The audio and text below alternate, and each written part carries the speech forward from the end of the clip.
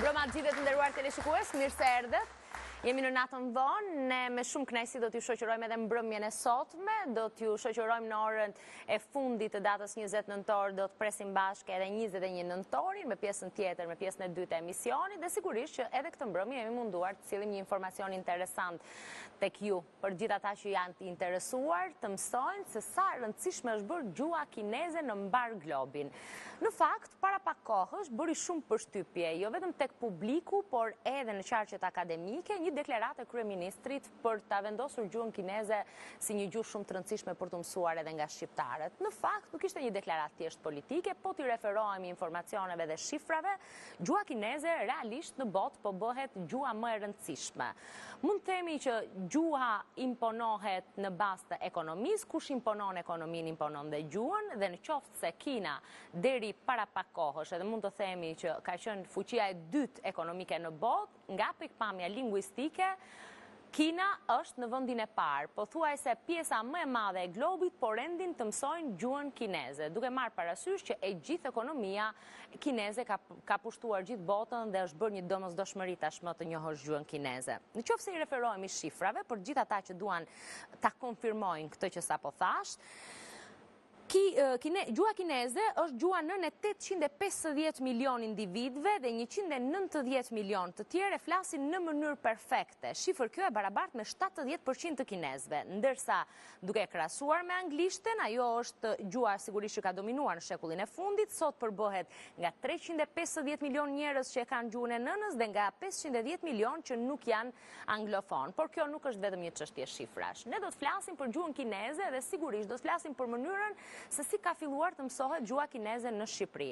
Do të prezantoj me njërë të ftuarit e parë të mbrëmjes së sotme në natën vonë. I pari është një pedagog, është administrator i Qendrës Orient, një qendër ku mësohet gjua kineze. Unë nuk jam e saktë nëse do ta shqiptoj ashtu siç duhet emrin, por do të mundohem. Hyllë. E kam të saktë? Mirë se erdhët. Një tjetër zonjush, Li Bejlej, edhe ajo është pedagoge, welcome. Dhe Elton Hysko është një student, është shqiptar, është një student i cili po mëson gjuhën kineze, me cilin sigurisht do të ndajmë edhe një pjesë të madhe të interesit të gjithë atyre që duan të jenë në pozicionin tënd. Elton, mirë se erdhe. Mirëmbrëma. Në fakt, gjua kineze është bërë realisht një gjuhë shumë e rëndësishme në të gjithë globin, por flasim pak për realitetin në Shqipëri. Si ke vendosur, Elton, të mësosh gjuhën kineze? Sa kohë? Po. Unë kam mësuar gati 4 muaj gjuhën kineze këtu.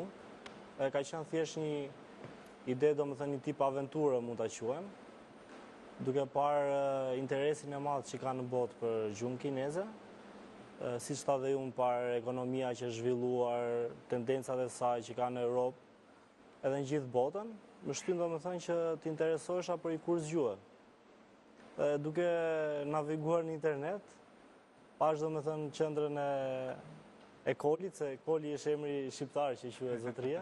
A, ka edhe një emër shqiptar? Po, e përdorin për t'ja thënë sa më thjesht, për t'a shqiptuar sa më thjesht. Hyllë, e shqiptojnë kollaj shqiptarët? Jo, s'besoj. Pak vështirësi. Mbaroj me Eltonin më pas, jam shumë kurioze për shumë situata me ju. Edhe duke parë internetin, do me thënë, gjeta numrin e Kolit atje, Qendrës Orient. Pata një kontakt dhe ishim bashkë me disa persona tjerë, grupi i parë që bëm kursin e gjuhës kineze këtu. Dhe ishte një eksperiencë, do më thënë, shumë e vlefshme edhe për më mbrapa. E mësuat gjuhën kineze? Nuk mund ta quaj kështu që e mësuam, sepse është, do më thënë, është pafund, por që ka, do më thënë, gjërat bazike mund t'i mësosh shumë shpejt. Edhe është me lehtë sa duket. Hyllë, më thuaj, ose Koli. Koli. Më thuaj, sa t'interesuar janë shqiptarët për ta mësuar gjuhën kineze? Ju vetë personalisht, sa kohë keni që keni ardhur në Shqipëri dhe që keni ngritur këtë qendër, të cilën e administroni vetë, Qendrën Orient, ku mësohet gjua kineze dhe që vlen të sqarohet, është e mbështetur edhe nga ambasada kineze? Po. Në fakt, unë jam t'i provuar me gjuhën shqipe, edhe kam gati 4 vjet që punon këtu. Puna ime kryesore është e fusha e telekomunikimit. Por gjatë këto 4 vjetëve edhe gjeta që ka kërkesa për gjuhën kineze, sidomos kur iku kjo breza e pari, ku ka qenë regjin. Në Shqipëri mungon njerëz në moshën të reja që mund të flasin gjuhën kineze. Edhe ka kërkesë, prandaj më shumë për qefi, edhe kam një lidhje me ish pedagog të Fakulteti Filologjisë, Wang, edhe ajo ka qef që të bashkëpunojmë. Për këtë arsye kam hapur. Kemi gati gjysmë viti që kam hapur Qendra Orient këtu. Gjysmë viti që është hapur Qendra Orient dhe ka sa student? Gati 30. 30 studentë të cilët e mësojnë gjuhën kineze. E mësojnë gjuhën kineze për kënaqësi, për të mësuar një gjuhë e cila mund të duket pak egzotike në Shqipëri, apo realisht kanë një plan veprimi në jetën e tyre ku gjuha kineze do t'i hyjë në punë? Ka gjithë lloje që ke përmendur. Më duke ka Pak nga të gjitha. Po, ka pjesë më e madhe janë studentë moshën të reja që atë prindëri ka vision që duket gjuhën kineze do jetë dominon më vonë në botën edhe në fillim e detyron fëmijën, në fakt, pastaj duke mësuar se është vërtet një gjuhë interesante me hierogrife komplet të ndryshe, me gjuhën latine, në themi. Gjithçka është e re në të mësuarit të gjuhës kineze. Është në bazë të kulturës aziatike, prandaj edhe tani këto studentë, edhe pse heziton pak në fillim, tani ka gjithë pasionin, ka gjithë për të mësuar këtë gjuhën. Interesante është në fakt. Unë dua të absolutisht, po të pyesim edhe Libe Ilej, e cila është një pedagoge që ka mbritur, kam përshtypjen Koli, për dënë mësim në gjuhën kineze brenda Qendrës Orient, dhe ka mbritur nga Kina. Më ndihmoni dot me përkthimin me zonjushën? 刚刚过来3个月过来教中文，新来的老师。不。 I just can speak a little. 我只会说一点点阿语，但是我很想学习阿语。 Tani vetëm 3 muaj e ka arritur edhe ka shumë qef që të mësojnë sa më shpejt gjuhën shqipe, që mund të komunikon sa më mirë me studentë. E kuptoj. Dhe kam shumë qef të ri këtu, duke mësuar studentët shqiptar. Është eksperienca e saj e parë, mund ta pyesni, në mësimdhënie në gjuhës kineze, apo ka pasur eksperienca të tilla edhe në vende të tjera të botës? 这是你那个毕业之后第一次执教吗？ 不是。 有。 është eksperienca e saj e parë. 你还在其他什么地方教过书吗？ Në mësimdhënie. 上大学的时候就 Në fakt, po, është e hera parë më duke në shtete të tjera, ka qenë edhe disa herë eksperiencë kur ishte student, domethënë.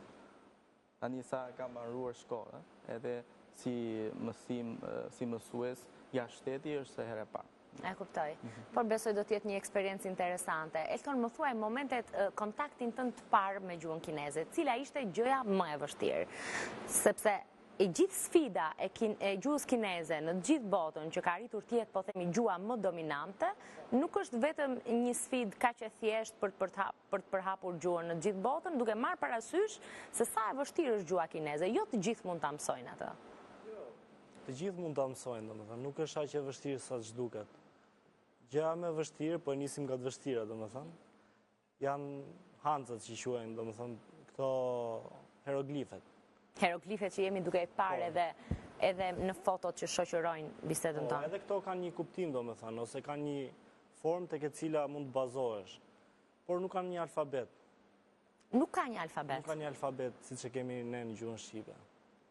Edhe gjë tjetër prapë e vështirë është intonacionet që kanë, domethënë kanë 4 intonacione, që edhe këto e ndërlikojnë pak, domethënë, por duke u futur edhe me pjesën e kulturës gjuhës, edhe me gjërat e nevojshme që janë të përditshme, atëherë dhe gjuha bëhet më interesante.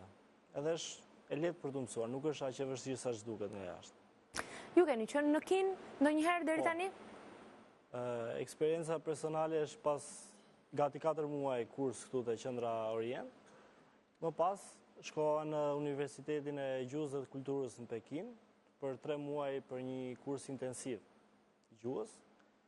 Atje, domethënë, kishte nga gjithë bota dhe një interes i jashtëzakonshëm për gjuhën kineze. Vetëm nga Shqipëria, domethënë isha unë edhe një student tjetër që kishte kohë atje.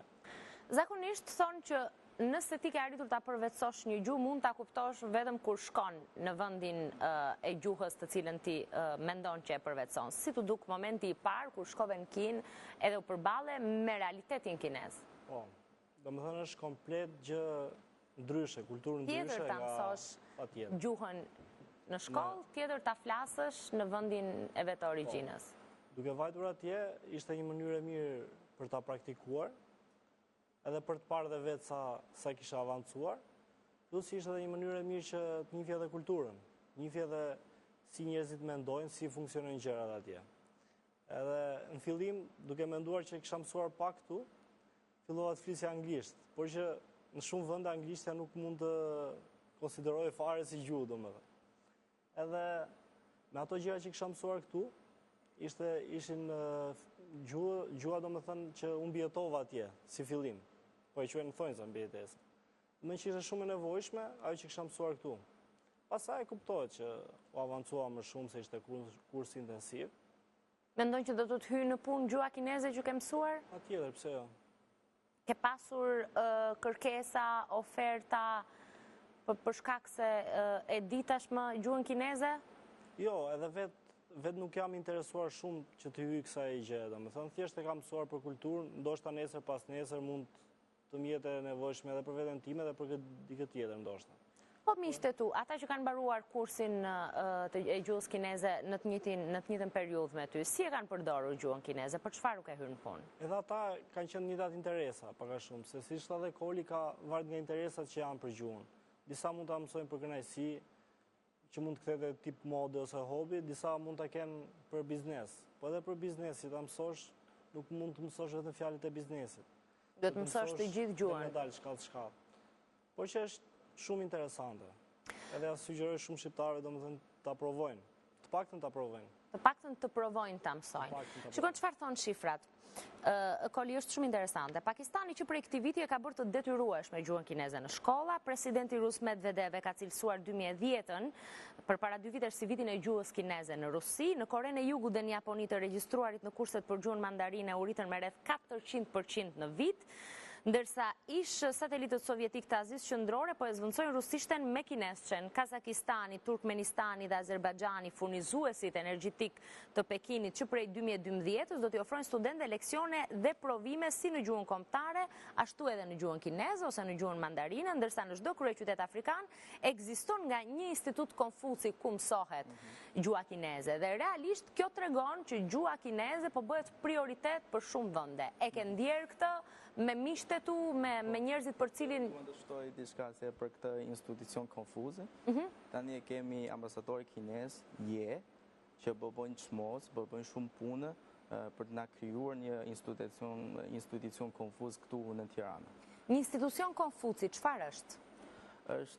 Zakonisht është një bashkëpunim me ndonjë universiteti shtetërore, sigurisht të jetë Universiteti i Tiranës, edhe do të jetë një pjesë të Fakultetit Filologjisë, më duket, edhe do të e gjithë këto financohet nga shteti kinez, edhe më duket për të gjithë studentë që janë regjistruar dhe jetë falas për këto mësim, për të kurs, mësim, gjëra, ose kursisht për kulturë, do jetë më kompresiv, më shumë se sa kurs vetëm për gjuhën. Që do thotë ne shumë shpejt edhe në fal ambasadës kineze mund të kemi një institucion Konfuci në Shqipëri. Aty mund të regjistrohet kushdo për të mësuar gjuhën kineze? Më duket në fillim vetëm në student në universiteti, pastaj të përhapet. E kuptoj. E ke këtë informacion që mësuesit e gjuhës kineze edhe në Europën perëndimore janë shumë të paguar sepse në çdo institucion arsimor kërkohen shumë sot mësuesit e gjuhës kineze? Po. Do të vazhdo të qëndrosh në Shqipëri apo do të rendësh për më shumë para, ndoshta në Britaninë e Madhe ku paguhet më shumë për momentin? Shqipëria për mua është tani është baza. Tani është baza. Po, unë e konsideron si ateu e tyt, me që flasë shqipe.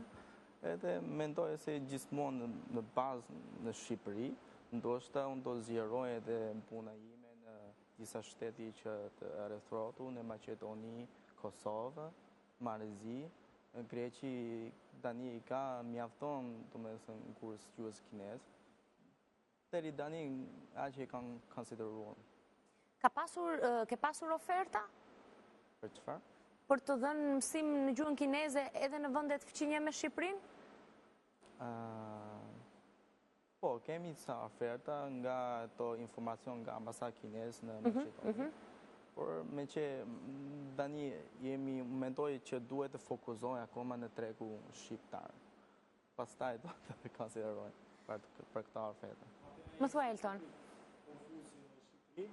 Do ndihmoj që edhe shqiptarët mund ta mbrojnë gjuhën kineze këtu në Shqipëri. Ta mbrojnë gjuhën kineze, të diplomohen për gjuhën kineze. Shumë për gjuhën angleze, IELTS ose për gjuhën franceze, siç është Alianca Franceze. Kështu do jetë dhe Konfuci këtu, që mund të mbrohet, domethënë gjuha dhe me atë diplomë ajo mund të vlerësohet në gjithë botën. E kuptoj, të njihet si një diplomë e konvertueshme universale e gjuhës kineze. Po. HSK. Sa kohë ke që njesh me Kolin? Kur kam filluar kursin e gjuhës, ai ka qenë kontakti i parë, domethënë. Kam gjetur numrin e telefonit në internet, kemi pirë një kafe, që aty që në fillim ram dakord, domethënë për të krijuar, domethënë që unë do isha pjesë e grupit të parë, edhe vazhdon akoma miqësia, domethënë. E kuptoj, po ka pasur të tjerë studentë të cilët prej jush edhe prej gjithë shpjegimeve që ju i keni bërë për gjuhën kineze të kenë ardhur në institutin në kursin e gjuhës kineze? Edhe t'jenë futur, t'jenë bërë pjesë? Të vërtetën, akoma jo. Pse? Sepse edhe 3 muaj pas kursit unë isha në Kinë. Okej. Edhe, do më thënë, doj farë kohë sa edhe takosh njerëzit, flasësh për gjuhën, të tregosh interesat që mund të ketë kjo gjuhë. Shiko, shqiptarët nuk janë, në përgjithësi janë njerëz që i marrin gjërat me rezerva dhe me kritika. Edhe në momentin kur është folur për një mësim të gjuhës kineze në mënyrë masive në Shqipëri, njerëzit në përgjithësi janë habitur, ç'na duhet në gjuha kineze, Kina është shumë larg. E ke vënë re këtë me njerëzit të afërt, të kenë thënë ç'të duhet Elton të mësosh kineze? E kam vënë edhe me rastin tim personal, domethënë jam skeptik për çfarë duhet. Më trego disa histori. Qeshin. Kur shikoni librat për shembull të kinesëve, qeshin, ti kinesëve, çfarë duhet këtu, e kupton? Po që normalisht është gjë me vlerë shumë. E mundohesh atë ja tregoja me fjalët e mia, domethënë që është e nevojshme se nuk duhet parë me vizionin thjesht të shkurtër që se ndoshta këtu nuk mund të kenë informacion në Shqipëri shumë. Kurse edhe në Kinë, Pekin te Universiteti i Gjuhës dhe Kulturës, atje mund dukesh më qartë interesi i lartë për gjuhën kineze nga shumë shtetet botës, nga gjitha shtetet. Vetëm shqiptarë ishin shumë pak ose gati zero. E kuptoj. Dhe kjo e tregon dhe interesin e madh që vinin, domethënë amerikanë, anglez, italianë, kishte shumë. Kjo ishte ajo interesi që ka, domethënë të huajt për gjuhën dhe siç e thatë dhe ju, domethënë është edhe zhvillimi ekonomik që orienton këtë gjë. E kompaninë ndërkombëtare atje ishin mbi 200.000 të huaj që jetonin dhe punonin. Shiko çfarë thuhet, të mos dish gjuhën mandarine është ankthi i ri i biznesmenëve dhe i profesionistëve të sotëm, ndërsa për Kinën një tjetër sukses i paprecedent i gjuhës, sepse sot në momentin që rekrutohesh për punë, një nga bazat edhe një nga prioritetet është të dish gjuhën kineze, duke marrë parasysh që pjesa më e madhe e shkëmbimeve tregtare janë me Kinën, ndaj të mësosh gjuhën kineze është një domosdoshmëri. Pjesa më e madhe e shqiptarëve që punojnë, dhe me të dhe që bëjnë tregti me Kinën, e din gjuhën kineze, besoj.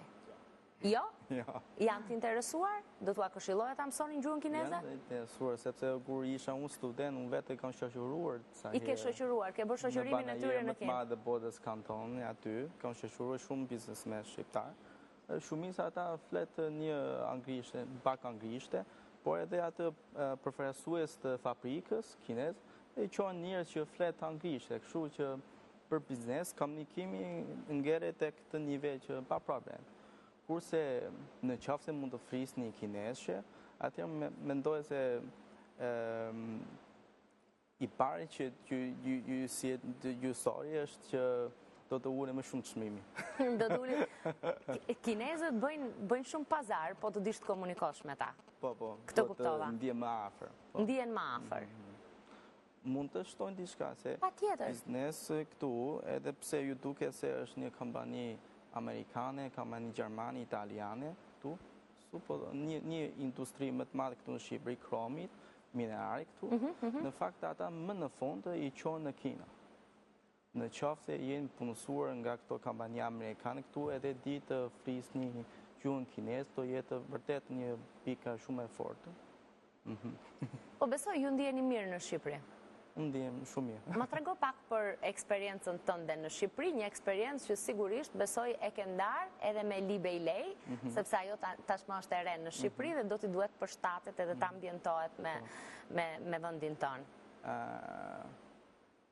Të krahasohet në këtë pjesë, se unë pasi diplomuar nga universiteti kam punuar një vit e gjysmë në Peking. Edhe kur isha student në universiteti kam punuar si internship në shumë kompani të mëdha, si Acquis, Microsoft kam punuar aty. Kam provuar edhe kompania shtetore kinez. Përgjithsisht në Kina po të punosh në një qytet të madh keni shumë presion. Edhe sepse po rritet shumë shpejt ekonomia, për breza ime kemi shumë presion për të fituar lek sa më shpejt, për të marrë qera në shtëpi këto gjëra. Por kur unë erdha këtu në Shqipëri, si fillim është si përfaqësues kompanisë, edhe marr rroga, konsideruesh mirë, edhe jeton këtu një jetë më e rehatë. Jeton më mirë se sa në Kinë, po më thua. E kam më shumë goha për vetë. Se në Kina ne vërtet ekonomia e rri shumë shpejt, por kjo ka të bëj me shumë njerëz që ka punu tepër të fortë. Një fuqi e madhe punëtore? 10 orë, jo vetëm punëtore, po edhe njerëz që punon në zyra, punon shumë ditë, kemi shumë presion. Për këtë arsye mua vetë ndjem më mirë të punoj këtu. Besoj edhe Libe i Lej do t'i pëlqej kjo gjë. Do të ndihet më e qetë, më rehat në Shqipëri, nuk do ketë presionin e madh që kanë. Po thuaj se të gjithë mbi të gjitha kinezët në Pekin apo në vendet tjera të zhvilluara të Kinës, apo jo? Do të thotë po. Më thuaj Elton, më duket që ke diçka për të më thënë. Puna e pazarit që e tha çfarë. Po të dish gjuhën kineze, pazari bëhet më i thjeshtë. Por sa të shikonin domethënë që ishte i huaj, direkt çmimi ishte normalisht më i lartë. Edhe duke i thënë diçka që po ti më shikon mua fytyrë të huaj, që jam i huaj e kështu ashtu, atëherë fillonin me pak qeshur dhe fillot e ulesh e çmimi. Po e kishin si kulturë domethënë. E kanë edhe ata që shesin, e kanë qejf që të luajnë me çmimin. E kanë si pjesë të biznesit. Po besoj është edhe mënyra se si ata bëjnë biznes, pothuajse me gjithë botën. Po, edhe diçka tjetër te pjesa që i thatë Sokol jeni më mirë këtu apo në Kinë. Thjesht kjo është shumë e përgjithshme në Kinë, se Kina, siç ka ato pjesë dhe vendet shumë të varfra, ka dhe vendet shumë të pasura. Njerëz shumë të pasur, domethënë. Siç ishte Pekini që kishte diferenca të jashtëzakonshme. Domethënë nga gradaçelat shumë të mëdha dhe biznese të shumë komshet, domethënë që ishte tregtia e jashtëzakonshme, edhe nga njerëzit që ishin shumë të varfër. Kishte shumë disproporcione, nëse mund ta quajmë kështu, të shpërndarjes së ekonomisë atje. Tive do të kishe jetuar dot në Kinë? Po. Me aq sa ke parë? Po, atje domethënë kishte një liri edhe një qetësi. Unë me miqtë e mi ose të njohur që flas, i them që është New Yorku i ri. Pavarësisht se disa mund të qeshin ose disa nuk mund ta besojnë, po është e vërtetë. Domethënë është një zhvillim i jashtëzakonshëm. Jo vetëm nga gradaçelat që janë atje dhe rrugët e makinat super luksoze, po nga mënyra se si është zhvilluar dhe si po zhvillohet dita ditës. Është një New York i ri. Si mendon, do të futet Shqipëria në rrethin e atyre vendeve ku gjuha kineze do të filloj të rritet në numrin e atyre që duan ta përvetsojnë? Dua ta pyes edhe Kolin për këtë mbasi të marrë mendimin tënd. Do futet se kjo do ketë dhe influencë duke pasur parasyshin e kemi pasur dhe marrëdhënie të mira para disa vjetësh. Nuk është një gjë e panjohur për ne. Jo, edhe për kinezët, për moshat mbi 50 vjeç, nuk ishte e panjohur Shqipëria, ishte e çuditshme. Sa i thoi që jam shqiptar, fillonin të bëjnë një muhabet vogël, domethënë që kishte lidhje me Shqipërinë. Mbanin mend. Koli, e njihje Shqipërinë që kur ke qenë në Kinë? Nuk ishte një gjë krejtësisht e panjohur për ty? Kam përshtypje, por nuk është shumë i qartë, domethënë si do jetë kjo shteti. E di që është në Europë, por cili pjesë e Evropës, nuk e di. Moshat e mdhaja më shumë e... Moshat e mdhaja, në periudhën kur marrëdhëniet politike me Kinën kanë qenë të mira. E di më mirë se sa shqiptarë në moshën time. E di filma shqiptar, e di cigarë shqiptar shumë. Ata ishin dakord që të vijet punoje, të jetoje, të studioje në Shqipëri? Prindrit e tu? Po, për mua, se gjithmonë flasim për vetë është një opcion mirë. Shumë. I ke ftuar miqtë të tu të vinë të jetojnë apo të punojnë në Shqipëri? Më kanë ftuar shumë biznesmen këtu, në faktë. Qoftë ka filluar, ka njësu biznes, qoftë vetëm për një vizitë, më kanë ftuar shumë. Edhe të gjithë se shikon Shqipëri si një vend strategjike, edhe një vend realisht një pak më pak zhvilluar në pjesë e Evropë, edhe ka më shumë perspektivë për të investuar. A kuptoj. Dhe për të njëjtën pyetje që i bëra edhe Eltonit pak më parë, mendon që do të vijë duke u rritur numri i shqiptarëve që duan ta mësojnë gjuhën kineze? Si e parashikon? Do të jetë pak më e vështirë në fillim, do duhet kaloj pak kohë, si e parashikon? Do kalojnë pak kohë, por mendoj se unë vetë e kam hapur qendër, prandaj e di që sa shpejt të rritet kërkesa. Në fakt ne s'kemi për shumë reklama, edhe tani po rritet goxha, domethënë kemi shumë pyetje çdo ditë në Facebooku, me që kemi një faqe aty. Jo vetëm për kurs, por çdo lloj pyetje. Mund të më thua një sa alfabet keni nga që... Shumë interesante. Në fakt edhe unë kam pyetje, të fillim të mësojmë gjuhën kineze që sot me aq pak sa mundemi dhe brenda këtij transmetimi. Është momenti i publicitetit. Si mund ta themi publicitet ose reklama në gjuhën kineze? Edhe një herë, po me pak qetësi që të kenë mundësi të fiksojnë diçka teleshikuesit. Guangao shigjian. E rithua dot?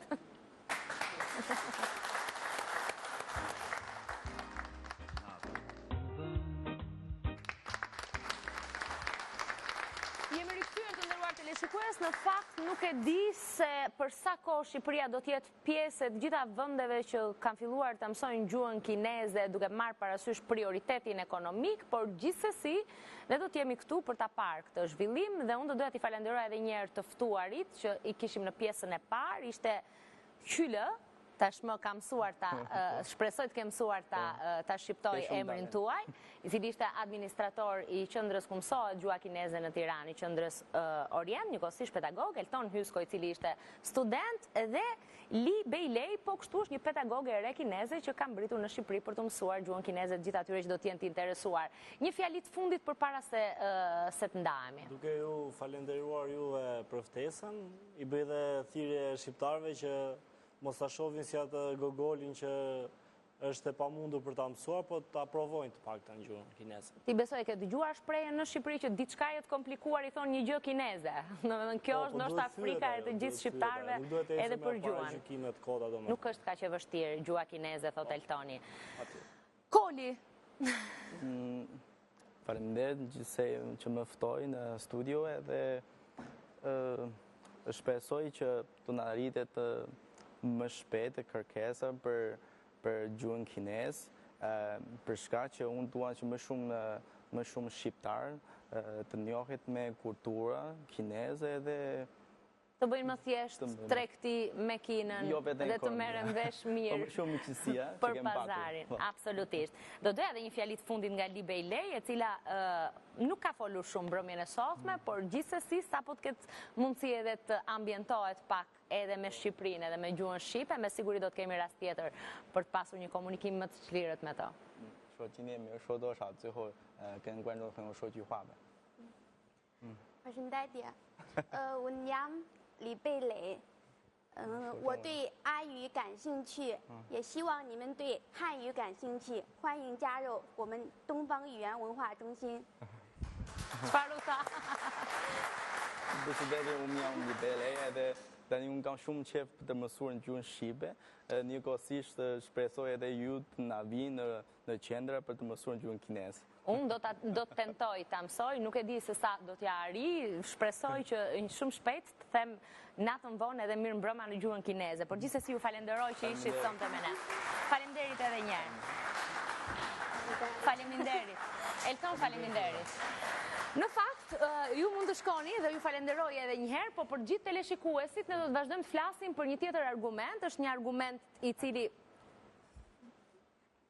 Faleminderit. Është një argument i cili na shqetëson neve gazetarëve, por sigurisht e shqetëson edhe publikun, sepse kemi të bëjmë me lajme, kemi të bëjmë me përcjelljen e lajmit. Nuk besoj që ka gazetar, jo vetëm në gjithë botën, po edhe në Shqipëri, që nuk do të përcjell lajmin në mënyrën më profesionale të mundshme. Jo gjithmonë kjo është e thjesht apo e realizueshme, duke marrë parasysh se sa të vështira janë bërë gjërat, edhe sa i ngurtë është bërë informacioni dhe sa pak transparente janë bërë gjërat në Shqipëri. Prej kohësh gazetarët në punën e tyre të përditshme përballen ndonjëherë edhe me një lloj gazetarie që është quajtur së fundmi nga profesionistët, nga ata që përballen përditshme me këtë fenomen, gazetaria e njoftimeve për shtyp. Nuk është vetëm ky shqetësimi ynë, ka edhe shqetësime të tjera. Dhe ne duam që këtë shqetësim ta ndajmë me të gjithë teleshikuesit, të cilët në fakt me të gjithë të drejtën e tyre pretendojnë të marrin lajme të vërteta dhe lajme të konfirmuara në mënyrën më gazetareske të mundshme. Sot do ta ndajmë këtë shqetësim me dy kolegë, është zoti Mentor Kikia, zoti Adnan Mero, janë gazetar, besoj ju njihni të gjithë, unë i ftoj me njëherë në studio për të folur për këtë shqetësim dhe sigurisht për aktualitetin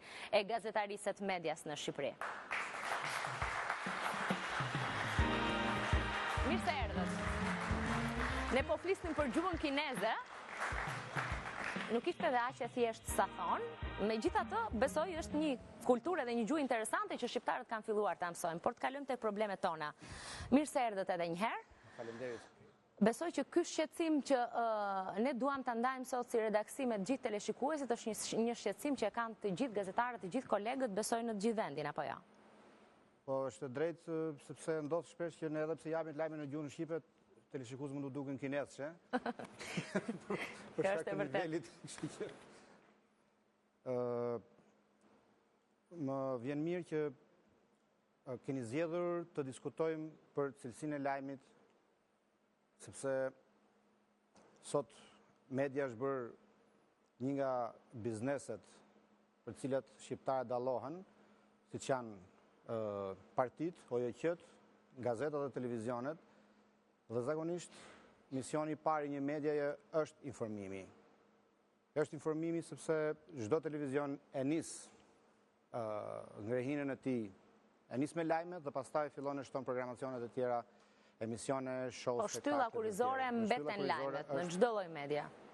Dhe duam apo s'duam, unë me Armandin gjysmën e emisionit të bëm jashtë paskuintave dhe arritëm në përfundimin që për fatin e keq kemi pësuar një regres në mënyrën e dhënies lajmit në shumë drejtime, por pikë së pari për sa i përket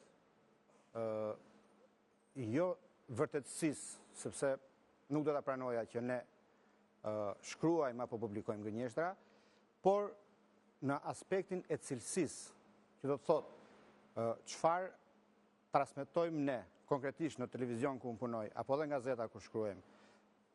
A është pikërisht kjo që duan njerëzit? A është pikërisht ajo që ne transmetojmë, ajo që shqetëson komunitetin, që shqetëson shoqërinë, teleshikuesin apo lexuesin? Apo ne ndjekim linjën tonë, shkruajmë çfarë duam ne, transmetojmë çfarë duam ne, dhe lexuesit apo teleshikuesit duan tjetër gjë. Duan tjetër gjë dhe e presin ndoshta në pafundësi.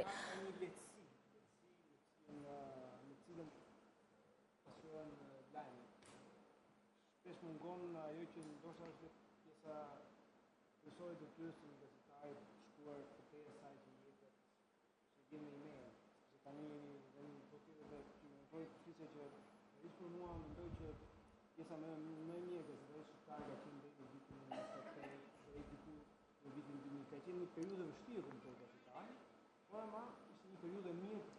Një sekond, Armand, sepse kemi një problem me mikrofonin, po do të kemi mundësi ta rregullojmë me njëherë. Gjithsesi, kam përshtypjen që sot duket më e vështirë për profesionistët të bëjnë lajme dhe më e thjeshtë për jo profesionistët për të bërë lajme. Lajmi sot konsiderohet gjë më e thjeshtë në botë, sepse ndoshta një pjesë e mirë konsiderojnë lajm edhe gjithçka që çdo kush ka për të komunikuar me publikun, pavarësisht nëse verifikohet apo jo kjo gjë. Është një problem shumë i madh. Së pari kemi të bëjmë me unifikimin e medias. Do të thotë, të gjithë televizionet transmetojnë të njëjtat konferenca shtypi, të njëjtat deklarata, të njëjtat aksidente rrugore, të njëjtat vrasje dhe në fund të njëjtin ndeshje futbolli.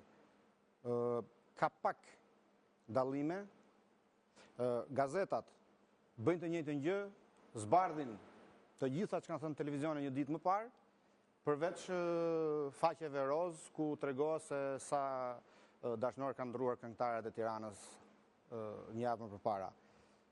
Ky lloj uniformiteti ka bërë që të humb edhe sensi i gazetarit të mirë.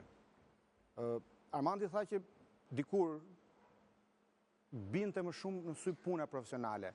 Ose unë kam thënë që ishim më mirë kur ishim keq, sepse gazetari djersinte më shumë, lodhej më shumë, por prodhonte një gjë individuale. Si ka qenë ajo periudhë, vite përpara, kur ju keni qenë në teren, keni qenë pothuajse gazetarët e parë që keni dalë në teren, kur sigurisht situata ishte më e tensionuar, gjërat nuk ishin kaq të thjeshta e kaq të bukura në pamje, por për gazetarët realisht ka qenë një punë më e vërtetë se sa kjo që bëhet sot. Sepse ishte vështirë që ti ta gjej lajmin, atëherë ishte vështirë me një intervistë me një ministër për shembull. Ishte vështirë të gjeje lajmet e kronikës zezë dhe kishte kjo vështirësi të jepte edhe kënaqësinë sepse ti përpiqesh shumë dhe kur arrije pas shumë përpjekje që ti ta kapje diçka, kjo ishte një kënaqësi. Plus atëherë ka patur, duke qenë se ka qenë një numër i kufizuar gazetash, kjo bëri që edhe konkurenca mes gazetarëve të ishte fortë. Atëherë neve këmbeshim me kolegët e gazetave tjera dhe shikonim njëri tjetrin se si kush kishte kapur një lajm më përpara, kush nuk e kishte kapur, ndërsa sot pak në shumë raste që kam vënë re në të gjithë kanë rënë qetësi që kanë të njëjtin lajm, dhe kjo nuk i shqetëson më. Veç kësaj i këmbejnë dhe lajmet. Për shembull ndajnë dhe konferencat. Unë po shkoj te kjo, ti shko te tjetër dhe pastaj këmbejnë nga redaksitë të ndryshme, i këmbejnë me njëri tjetrin, gjë që jo vetëm që ul cilësi nga pikpamja profesionale, po unë nuk e kuptoj se çfarë kënaqësie mund t'japi. E kthen punën e gazetarit në një punë rutinë që ajo nuk mund të jetë. E kthen sikur ti jesh një punonjës në një fabrikë tullash që do nxjerrësh kaq cop tulla në ditë, gjë e cila nuk mund të jetë sepse nuk të jep kënaqësi. Kjo është një punë që duhet të t'japi kënaqësi, përndryshe është e kotë, është të kthehesh burokrat. Gazetari nuk mund të jetë burokrat. Po si shpjegohet, zoti Kikia? Hapja e mediave në fakt duhet ta kishte rritur nivelin e konkurrencës, ka bërë të kundërtën. Armandi ka qenë gazetar terreni, duke qenë viti 95, ndoshta. Në Shqipëri, kush ka qenë periudha e kolerës? Në 94. Dhe filloi epiqendra e sëmundjes kolerës ishte në Elbasan. Në Kuço, pastaj në Elbasan pati numrin më të madh të viktimave. Armandi ndërpreu dhe pushimet nga kënaqësia që po i jepte puna duke kënaqësia që po kishte viktima, po ishte kënaqësia e të bërit gazetari, e të raportuarit të një lloj lajmi i cili ishte një lajm shumë i fortë në aspektin gazetaresk, ndërsa sot zbesoj që mund të ketë gazetarë në Shqipëri që të mund të ndërpresë pushimet nga kënaqësia që mund të japi puna. E keqja është, thashë, jemi përballë uniformitetit, jemi përballë faktit që të gjithë lajmet bën të ditur përmes njoftimeve të shtypit, bën të ditur përmes emaileve, dhe të gjithë kanë të njëjtin akses barabart, dhe për këtë arsye pakush merr mundimin që të shkojë më përtej. Ju thatë që është hapur numri i mediave dhe ka filluar konkurenca. Jo, logjikisht tregu duhet funksiononte më fort. Konkurrencë. Problemi më i madh që unë shikoj është nuk është vetëm shqiptar, që nuk ka më ekskluzivitet lajmi, nuk ka më lajm të cilin ti mund ta mësosh me shumë vështirësi, sepse ose që mund ta mësosh në një media dhe nuk e gjen në një media tjetër. Informacioni është bërë malli më pak i kushtueshëm. Rrjetet sociale janë shndruar në media më vete, sa nuk presin që ti të publikosh gazetën të nesërmen për të bërë një shkrim, sepse janë bërë lajmet, le të themi në zhargonin ton, cop, duke u konsumuar, janë komentuar dhe të nesërmen kur ti të shkruash në gazetë për një gjë që ka ndodhur një ditë më parë, ai lajm ka marrë dhënë. Institucionet vetë janë shndruar në një farë mënyre në media. Partitë politike kanë avancuar, kanë secila studion e vetë televizive, kanë kamerat, kanë pikat e montazhit, dhe i bëjnë gjysmë gatshme dhe televizionet nga nga media shndrohen në thjesht transmetues të këtyre produkteve gjysmë të gatshme televizive që montohen në studiot e institucioneve. Në gjithë kjo e ka vrarë konkurrencën dhe për mua kjo është një pikë shumë e dobët. Një pikë e dobët është fjalë shumë pak e goditur për treguar gjendjen në cilën ndodhemi sot. Ndodhemi në një Është një pikë plagë e madhe. krize. Ndodhemi në një pikë krize sepse të paktën nëse do bëja një kufi kohor, ka të paktën 2 apo 3 vjet që të gjithë median, po flas për median vizive, e ka pushtuar uniformiteti, ndërsa gazetat kanë pushuar së funksionuari si organe informimi. Në gazeta lexohen vetëm komentet edhe faqet roz, sepse nuk ka lajme tjera përveç atyre që janë transmetuar një Çfarë ka ndodhur? Është prishur mënyra se si funksionon shoqëria shqiptare, si funksionon publiku në këto 3 vjeta. Mund ne të bëjmë një analizë çfarë ka ndodhur në këto 3 vjet që po vuajmë nga uniformiteti? Kam përshtypjen se kjo e ka zanafillën diku më herët. Shpërthimi i mediave ishte shumë i shpejtë dhe mjaft i gjerë. Dhe kjo jo vetëm për televizionet, por u shoqëruar në të njëjtën kohë dhe me një shtim të një numri të madh të gazetash. Dhe ajo që vrau më tepër, kam përshtypjen gazetarinë, është lidhja e fortë që krijoi gazetaria ose mediat flasim me politikën dhe me pushtetin ekonomik. Kjo e cila i hoqi asaj në të vërtet nervin. Vrau nervin cili pulson dhe i jep jetë këtij profesioni. Si në marrëdhënie me politikën, aq më keq pastaj edhe në marrëdhënie me pushtetin ekonomik. Sot praktikisht politikat editoriale kanë përshtypjen, nuk do t'i bin qafa skujt, po përcaktohen më shumë nga pronarët e mediave se sa nga ata që janë profesionistë, pra drejtori apo redaktori i gazetës apo i televizionit. Tu nuk duhet përgjithësoj të gjithë, po kam përshtypjen se në pjesën më të madhe ndodh kështu. Dhe në një situatë tillë është e vështirë që ne të presim pastaj një gazetari, sepse kjo sjell një vënie në gjumë të kryeredaktorit, i cili më pas nuk kërkon llogari i gazetarit, gazetari i ri që ka ardhur nuk i kërkohet nuk do t'i hapi të lashe vetes kurse si. Nuk i thot askush, nuk e mëson se si duhet bëj. Ne kemi një fenomen që ditën e parë një gazetari ulet, shkruan gazetë dhe ai mund të bëjë një shkrim ku të përdori akuzat, kritikat më të forta ndaj Berishës, Ramës e këto. Gjë që nuk ndodh në vendet e tjera, që ti të dash me emrin tënd në gazetë, duhet të djersisë. Për shembull, kur kam filluar në gazetën shqiptare, kam kaluar në 93, kam kaluar një periudhë që bëja shkrimet dhe nuk e kisha emrin. Në fillim me iniciale dhe pastaj doli emri. Nuk e vendosnit emrin vet, apo ishte politika e redaksisë që duhet ta meritoje të vendosje emrin shkrimit tënd në gazetë? Sa sot del me emrin mbi emër që ditën e parë. Gjë që i jep pastaj një vetë kënaqësi, ka bërë një shkrim, del të nesërmen, takohet me shokët e pjesa bukur, i rash atij, i rash këtij. Nuk është kjo kënaqësia e profesionit. E bën abuziv ndonjëherë edhe profesionin. Apatik, ka një uniformitet vlerash, nuk ka konkurrencë, askush nuk ndjen nevojën që shikoj të bëj diçka të ndryshme, sepse nganjëherë edhe ai që përpiqet vritet nga shefi që ka më sipër që i thotë jo mos e bëj këtë, sepse nuk duhet ta bëjmë këtë. Në momentin që ai një herë, dy herë i thuhet të, pastaj edhe gazetari, po e themi shkurt, i bën një mendje të lehtë dhe nuk e vret më për të bërë diçka. Kështu që kjo ka vrarë edhe egon edhe të shumë gazetarëve dhe kam përshtypjen se po vret edhe brezat e tjerë të gazetarëve. Sot ka pothuajse çdo ditë ka lëvizje gazetarësh nga një redaksi te tjetra për një diferencë mjaft të vogël rroge. Gjë që ashtu si dhe në futboll një gazetar i mirë, edhe po t'i ofrojmë më shumë, nuk shkon në një ekip më dobët se ai ku luan aktualisht. Në Shqipëri nuk ku fryma mund të jetë idealja. Në Shqipëri nuk ndodh kjo. Qofse edhe një televizion sapo lindur t'i ofroj pak më shumë para, gazetari ikën. Pa e ditur se ku po shkon. Pa menduar për emrin, për profesionin. Kjo është vetëm për fajin e gazetarit? Jo, shiko, kjo për mua është një zhvillim që ka ardhur në mënyrë sistematike, pra nuk ndodhi në mënyrë të beft, sot për sot, pra nga këtu ram direkt në grop. Erdhi në mënyrë graduale kur mediat filluan të hapen dhe të lindin jo si nevojë e shoqërisë, për informim, por lindën si shtojca të bizneseve. Dhe këto biznese, mediat i përdornin o në formë arme për të luftuar për shtetin, për të marrë ata që donin të merrnin nga ekonomia e tregut, ose për të mbrojtur kur gjendeshin në sulmet e pushtetit. Për këtë arsye, edhe gazetarët u shndruan në ca ushtar që herë do shkruanin kundër qeverisë kur sipërmarrësit i interesonte ta sulmonte qeverinë për të marrë tenderin në një rrugë, ose duhet ta lustronin qeverinë kur e kishte marrë tenderin dhe më pas duhet të shndrohej në një vegël të kësaj. Kjo u shndrua në edukat për këta gazetarë që punonin në këtë media. Lindën mediat kallash. Dhe gazetarët u bën ushtari që shkrepte këtë kallashin.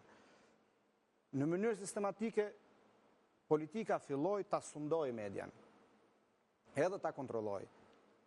Nga një konferencë shtypi ku dikur mbaj mend në fillimet e mia ku kishte shumë pak gazetarë, dhe një konferencë shtypi kishte 30 gazetarë në një sallë që e bënin një kryeministër të djersinte nga pyetjet, filluan që konferencat e shtypit të shndërrohen në monologje, ku fillimisht gazetarët bënin pyetje dhe nuk merrnin përgjigje, pastaj gazetarët filluan të mos shkonin fare në konferencat e shtypit, dhe filluan të shkonin vetëm kameramanët dhe politikanët sot dalin para mikrofonave, para objektivave të kamerave, lexojnë pa patur asnjë gazetar përpara që t'i bëjë një pyetje, dhe bile ka ardhur sot që nuk ka nevojë të shkojnë ndoshta as kameramanët, sepse kanë ndërtuar lidhjet Vjen kaseta direkte me gati. fibra, me studio televizive, Vjen kaseta gati. regjistrohet direkt në studio. Megjithatë, për këtë Kjo kanë është faj vetëm pikvdekje për gazetarët që gazetarët. nuk luftuan dot sa nuk duhet, kanë- po u dorëzuan. Nuk kanë faj gazetarët. Për mua është gjithë sistemi industria si u ndërtuas, si erdhi dhe u ndërtua dal nga dalë si pa kuptuar dhe solli në një situatë që unë realisht tani është shumë vështirë se si mund të dilet. Gazetarët janë dorëzuar për arsye ekonomike. Unë jam i sigurt se ndoshta fusha e mediave është sektori me informalitetin më të lartë. Që gazetari për të marrë pagën pavarësisht me apo pa asiguracione, janë gati të heshtin, të gëlltisin, qoftë Po të paktën profesionalisht, të jetë në punë, të jetë në punë dhe sepse mund të mos jesh më janë në gati të punë. shesin edhe lëkurën, po shesin, edhe fytyrën, sepse ndodh shpesh që mund të vënë edhe emrin poshtë shkrimeve që nuk i kanë shkruar as ata vetë. Kështu që është realisht e dhimbshme. Më duket sikur janë krijuar dy lloje gazetarësh në treg sot, nëse i shohim pak në vijat përgjithshme, gazetarët e viteve 90, të parët, dhe gazetarët e viteve 2000, domethënë gazetarët që i kapi kjo periudha e tranzicionit e konferencave për shtype dhe që po bëjnë pak a shumë këtë profesion në këtë mënyrë që ne po themi. Tani ku është problemi? Ata gazetarët e viteve 90 u bën drejtues mediash në një periudhë të caktuar. Dhe gjysma analist, sigurisht, sepse edhe tregu kishte nevojë për analist për i hir të vërtetës. Por kush e ka, po themi, pjesën më të madhe të përgjegjësisë? Ata të 90-s, ata që ishin të parët edhe që duhet ta orientonin pak a shumë edhe ta mbanin tregun në një mënyrë të caktuar, apo këta të 2000-shit që vendosin emrin shumë kollaj në shkrimet e tyre apo në kronikat e tyre? Edhe kanë filluar dhe të kënaqen. Edhe këtu nuk mund ta ndajmë kaq me thik, sepse unë nuk mendoj se mund t'i vëm faj kolegëve që pas një periudhe 10 vjeçare vendosën të bëjnë një hap tjetër, dikush të kalojë në pozicionin e analistit, dikush drejtori. Nuk pati asnjë konotacion negativ kjo gjë. Nuk e më thash me idenë për të kundërvënë.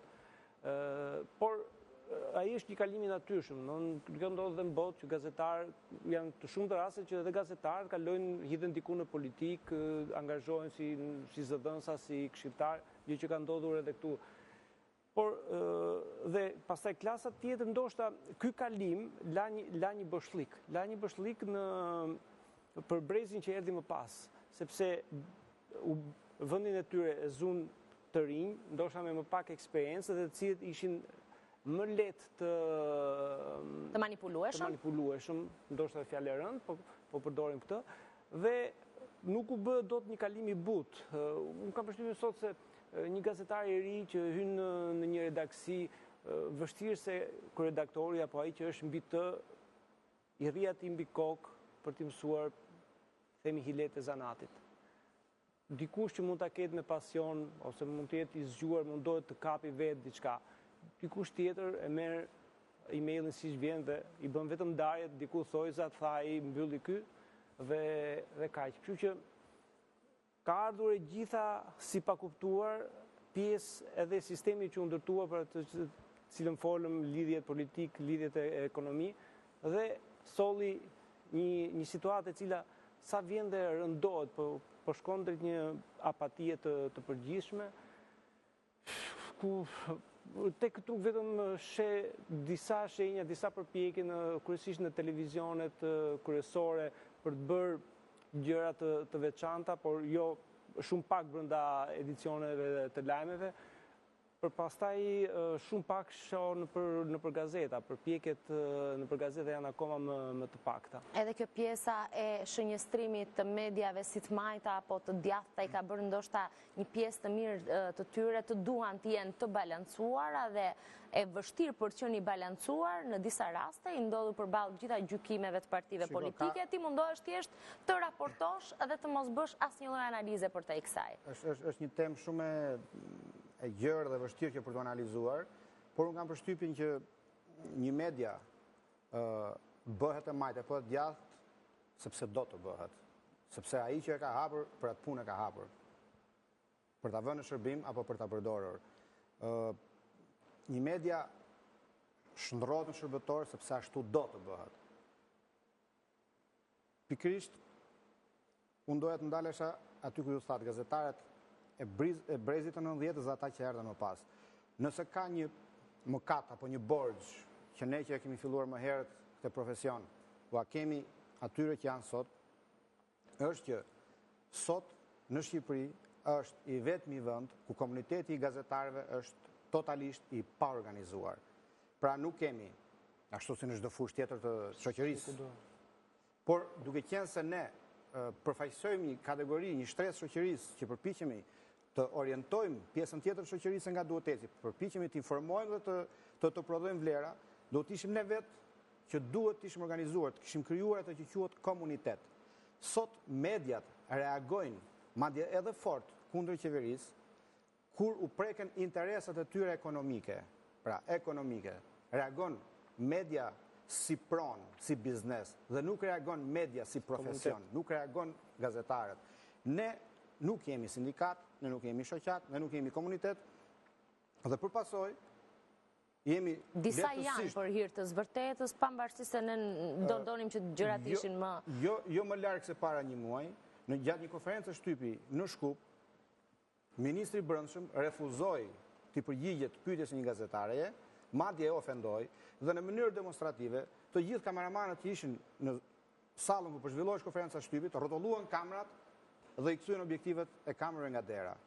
Kjo do thotë refuzim që ne jemi të gjithë bashkë. Papritur të merrni një orientim nga drejtuesit e redaksive. Dhe nëse ti fyë një gazetar, ne të kthejmë kurrizin të tërë.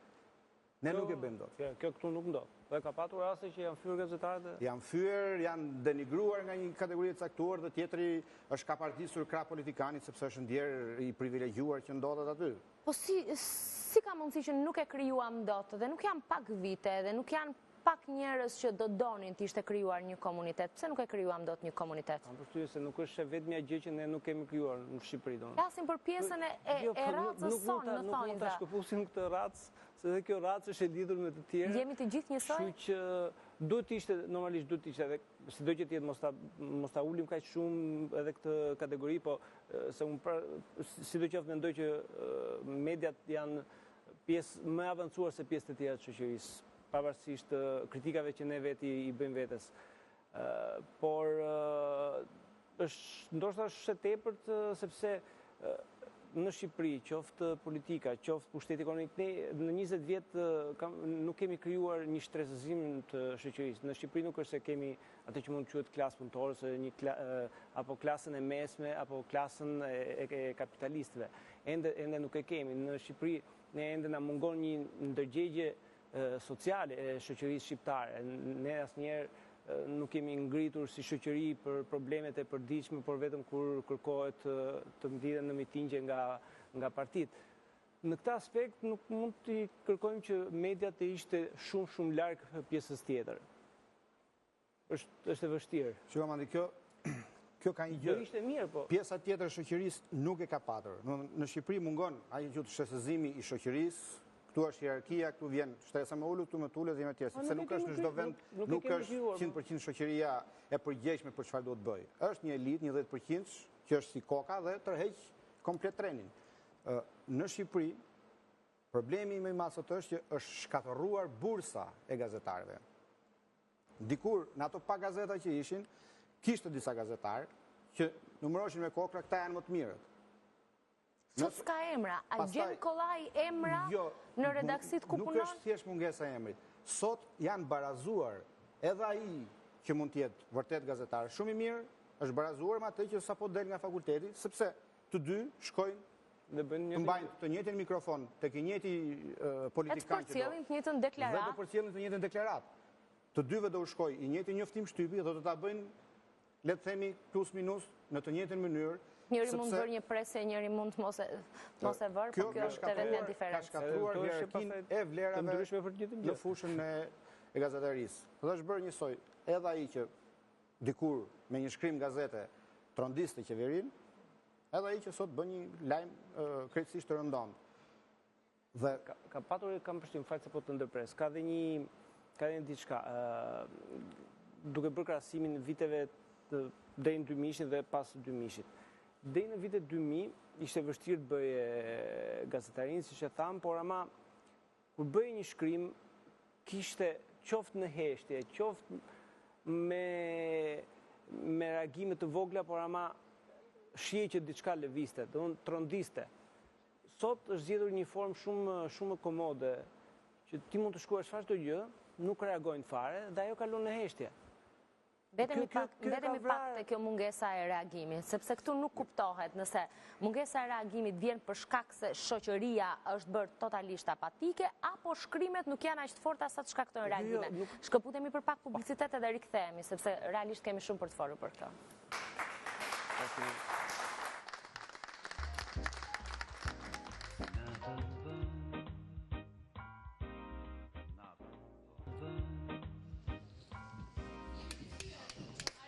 Shoqëria shqiptare ndaj atyre lajmeve të cilat në çdo lloj shoqërie tjetër të shëndetshme apo edhe pak më të shëndetshme se kjo jona sigurisht që do të reagonin. Ne kemi parë se si një lajm mund të ketë përmbysur, po themi, situata të tëra, mund të ketë krijuar ndoshta edhe revolucion, shumë gjëra mund të kenë ndryshuar. Tek ne ka shumë kohë që asnjë lajm nuk bën më përshtypje. Dhe jemi pikërisht te kjo pjesë. E kanë fajin njerëzit që nuk reagojnë më, e ka fajin lajmi i cili nuk është i fortë i adresuar sa duhet, çfarë ndodh? Po, kam përshtypjen se shoqëria nuk reagon jo vetëm ndaj lajmit, por edhe ndaj ngjarjeve që i sheh që ndodhin. Kështu që nuk mund të presim të reagojë ndaj lajmit. Është ndoshta pjesa saj që unë thash pak më përpara që fatkeqësisht nuk kemi një ndërgjegje shoqërore dhe kjo për mua ka ardhur edhe për shkak të një kapërcimi të madh që u bën në të 10-ën, i cili nuk u shoqërua me forcimin e institucioneve, sepse shoqëria ecën në krah për krah edhe me institucionet. Qofse njerëzit sot kanë përshtypjen janë në një apati të përgjithshme sepse kudo shohin e ndjejnë veten të pafuqishëm. E ndjejnë veten të pafuqishëm sepse nëse u bëhet një padrejtësi ata nuk kanë ku të përplasen ta gjejnë, sepse ne dimë shumë mirë dhe njerëzit sot luten të mos kenë hall me sistemin e drejtësisë, sepse vetëm drejtësi mund të mos gjejnë atje. Nëse ti ty të bëhet një padrejtësi dhe ti nuk ke mundësi se ku ta kërkosh këtë drejtësi dhe e je madje i sigurt se është e kotë ta kërkosh sepse nuk do të jepet, kjo kalon për fat të keq në një apati të përgjithshme, në një ndjenjë pafuqie apo në nështrimi, në cilin ne vendodhemi, pak në përmendimin tim që natyrisht është një gjë mjaft e rrezikshme për një shoqëri. E ka fajin vetëm sistemi drejtësisë, duke sigur të gjitha gjërat që investohen vetëm aty. Edhe si shembull, dhe sigurisht që nëse nuk funksionojnë këto institucione, nuk mbajmë një herë para më falni mentor. Në 98-ën sapo ishte shtruar Kosova dhe patëm takim me një drejtues departamenti i shtetit që kishte ardhur këtu dhe ai po thoshte në Kosovë është problemi i rendit dhe edhe pak kohë parë në Amerikë kishte kaluar nga këto ciklonet e mëdha që kalojnë zakonisht atje, uraganët. Një qytet ishte braktisur tërësisht dhe nuk kishte më rend atje, kështu që hajdutët keqbërësit kishin filluar duke vjedhur në Pyqanin ndodh, gjithmonë kishin filluar duke, dhe më thash, falni, si mund të pretendojmë në Kosovë, që sapo ka dalë nga lufta, kemi një rend kur ende nuk ka polici, nuk ka struktura. Ja çfarë ndodhi te ju që jeni një shtet dhe për 2 ditë hajdutët kur institucionet nuk funksiononin dot. Kjo është edhe këtu, pafuqia, pamundësia apo mungesa e institucioneve që të japin sigurinë, jo vetëm drejtsinë e thash, po drejtësia për sidoqoftë është thembra e akilit në çdo gjë, sepse në përplasjen e shtetin ajo është guzhinjeta që duhet të ndajë se kush e ka drejtën apo jo. Kuptoj. Ka dhe një gjë tjetër. Media shqiptare ka një përvojë nga një marrëdhënie shumë të vështirë me qeverinë e parë të Partisë Demokratike, kur kryeministri aktuali ishte president, kishte një marrëdhënie shumë agresive me median, që e kishte kundërshtare. Dhe fundi tregoi që ai e humbi betejën me median. Po prap, mediat atëherë ishin të forta. Guxonin. Po. Pas kësaj, politikanët vunë mend. Më mirë median bëje për vete se sa ta kesh kundërshtare. Dhe ndoqën 2 strategji. E para është vlerësuar, që do të thotë, nëse ti shkruan për një skandal, qeveria nuk reagon. Nëse ti denoncon një korrupsion në X ministri, qeveria nuk reagon. Nëse ti bën çfarë të duash, ai prap nuk reagon dhe vjen një ditë që ty nuk të dëgjon njëri më. Pa ofenduar femrat, thjesht thonë lere se është bërë si e gruaja llafazane lagjes si të punë ka çdo ditë. Politika kishte strategji, zhvlerësimin e medias.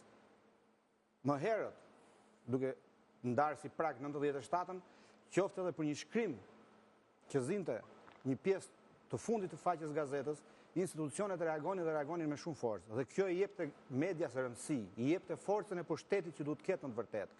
Tani, ne kemi nxjerrë në televizor 2 zyrtarë të lartë, duke numëruar para, edhe të 2 dalin pafajshëm. Kjo do të thotë që griti, sepse askush nuk mund të ndërhyj, askush nuk merr një mazë. E gjithë kjo na ka vlerësuar, na ka bërë që fjalët mos ketë peshë dhe mediat mos e ushtrojnë më pushtetin e saj, siç është pushteti i 4. Do me thënë, në këtë luftë pushtetesh midis qeverisë dhe pushtetit 4 që është media, qeveria është treguar më e mençur, qeveritë janë treguar më të mençura dhe ne e kemi humbur betejën. Ka qenë tjetra, strategjia tjetër, ka qenë blerja. Ka patur qeveri e cila ka patur në buxhetin e saj zë për të financuar median. Pronarët e mediave u kënaqën atëherë, sepse ishin në vështirësi financiare dhe morën donacione, para në dorë nga qeveria. Është një veprim i pa precedent. Por ishte kjo rrugë e çorbës që thonë që e ha një herë dhe pastaj duhet ta vjedhësh gjithmonë.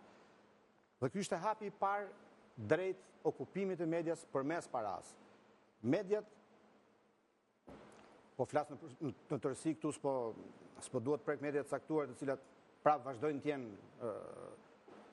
luftëtarët e fjalës së lirë të vërtetës, u bën pjesë të korporatave, biznes politik dhe drejtues lajmesh, gazetarët të caktuar, filluan të kapardiseshin krah për krah zyrtarëve të lartë, dhe kjo quhet si shenjë mirë që ky është gazetar i madh, sepse ky rri pranë kryeministrit, ky rri pranë eks-ministrit, por kjo është vetvrasja e gazetarit.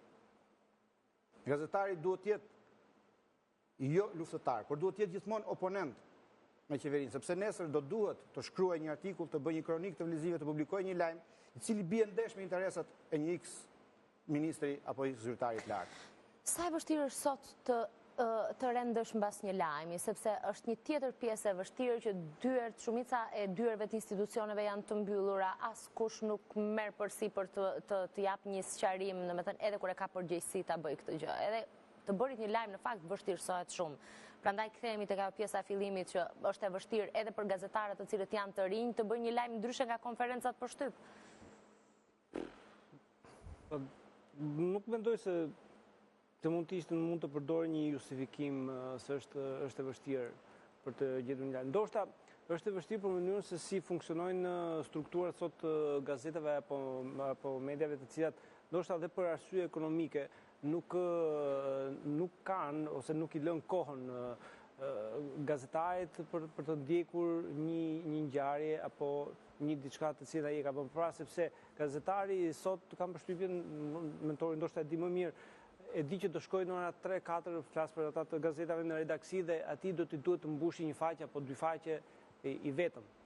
Në këtë mënyrë është pak e tepër ti kërkosh atij që ai t'i bëj pas edhe një lajmi, sepse në ora 4 do të jetë atje dhe duhet të referojë dhe duhet t'i mbushi ato faqe.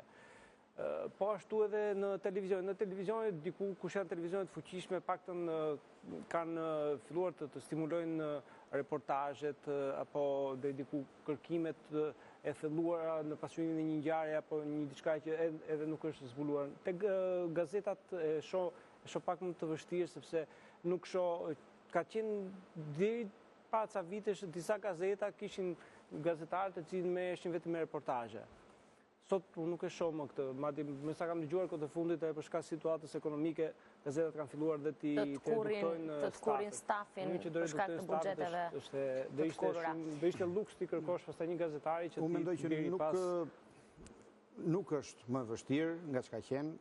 Unë kam mbuluar si gazetar të rreni, kam mbuluar Kronikën e Zezë, edhe kam mbuluar një kohë kur ato njoftimet e shtypit që sot shpërndan policia, që u shkojnë çdo gazetari me email, dhe që ka dhe saltanetin të hapi dhe nga telefoni tani pa shkuar fare te kompjuteri, unë përmes burimeve të mia konfidenciale brenda policisë e merja, atë ishe 2 apo 3 flet ku ishin njoftimet për ngjarjet që kanë ndodhur, dhe shkoja dhe për të mos i prishur punë policit, apo burimi tim që kisha ndërhyrjen e policisë, do ta verifikoja në terren. Kam patur të shkruar dhe duhet të kopjoja nga letra, të kopjoja në bllokun tim të shënimeve dhe kam shkuar poshtë urës së lanës, që tisha më i sigurt që nuk po më shikon njëri sepse nuk shkruaja dot tek kafja përballë drejtorisë policisë, pasi nëse dikush të më shikonte që unë po kopjoj të dhënat nga buletini i lajmeve të policisë, që është gjëja më ordinere sot që nuk hyn puna si gazetari, ai polici do të ikte direkt, do pushohesh nga puna. Pra jam futur poshtë urës së lanës për të mbajtur shënim një gjë që do të ishte gjëja më e zakonshme. Gjithë u shkon me email. Sot gazetari duhet shkoj përtej këtij. Në teorinë e lajmeve, në praktikën pedagogjike të gazetarisë, që unë lajme me burime sipërfaqësore, pra i marrin të tërë. Detyra e gazetarit është thellohet. Faktikisht nuk ndodh kjo. Thjesht gazetarët mjaftohen me këtë burim sipërfaqësor që e kanë të tërë, dhe pak kush tenton të shkoj më tutje. Ndërkohë ne, kur ishim më keq, dhe që tham që ishim më mirë, përpiqeshim që këtë akses që sot e kanë të tërë, ta kërkoni përmes aftësive profesionale, përmes aftësive tona, sot ka rrjetet sociale që ti informohesh, ka burime zyrtare që informohesh, ka njoftimet për shtyp që informohesh, atkohë këto nuk ishin dhe ne duhet përpiqeshim të jenim dhe ai që arrinte të siguronte, ai që ishte me Zoti ai dilte pa. Kto sot janë të tëra, sot janë rrugëve, këto nuk kanë më vlerë. Dhe për këtë arsye gjithë kanë të njëjtën menu ushqimi. Uniformiteti për cilën folëm pak më parë. Ka dhe një fenomen tjetër se kanë ndodhur kaq shumë gjëra me gazetari në gjithë këto vite sa analiza duhet jetë, domethënë, shumë e gjatë edhe duhet merret me shumë detaje. Gazetarët që kanë qenë dikur kolegët tuaj, kolegët e të tjerë kolegëve të cilët edhe mund të na ndjekin në këto momente, në një periudhë caktuar vendosën të bëheshin zëdhënësat partive politike, të institucioneve. Dhe gjithë menduan që duke pasur një koleg, sigurisht puna do të ishte më e thjeshtë për të kontaktuar, për të marrë informacione, qoftë edhe informacione zyrtare, prononcime zyrtare nga institucionet caktuara. Duket që është e kundërta. Kolegët nuk janë më dashamirës me kolegët e tyre. Nuk janë më ish gazetar, janë thjesht zëdhënësa. E ndjen këtë gjë?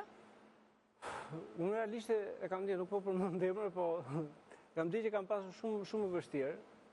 Dhe ndërkohë që ke pretenduar të kundërtën. Absolutisht. Të vetmin ngushëllim kisha që paktën atë dhe mund ta shaja sepse e kisha patur shok. Ndërsa dikë tjetër nuk e shaja, nuk e detyrohesha për hir të etikës të ta mbaja.